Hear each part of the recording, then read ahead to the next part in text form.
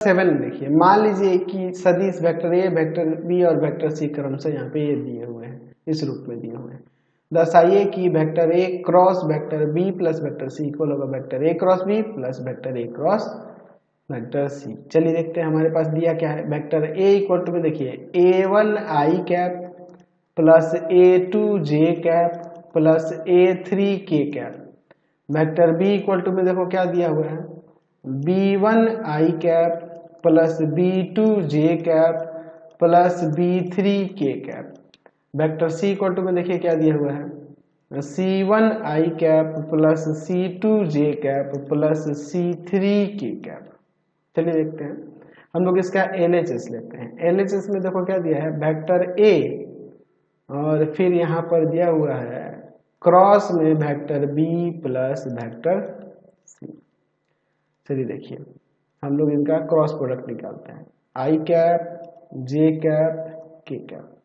Vector A के यहाँ पर देखिए क्या दिए हुए हैं, यहाँ पर इनके अदिश घटक A1 A2 A3।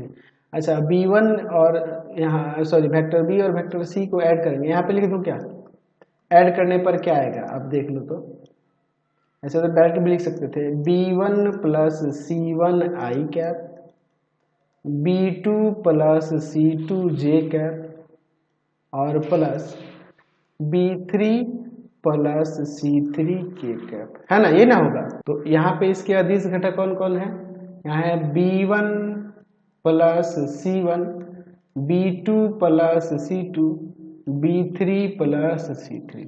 अच्छा हम लोग जानते हैं कि यदि किसी सारणी के एक रो या कॉलम में जो एलिमेंट दिए हो दो दो के योग के रूप में दिया हो, तो इनको अलग अलग दो सारणिकों के योग के रूप में इस तरह से लिख सकते हैं। देखिए कैसे, आई कैप जे कैप के कैप, ये रो और फिर सेकंड रो इसी तरह से रहेगा A1 A2 A3।